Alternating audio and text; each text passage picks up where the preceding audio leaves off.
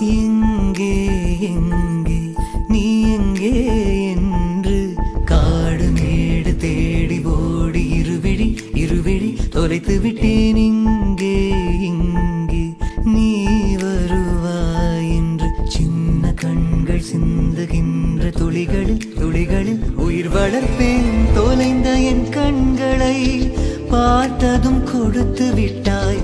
கண்களை கொடுத்து இதயத்தை எடுத்து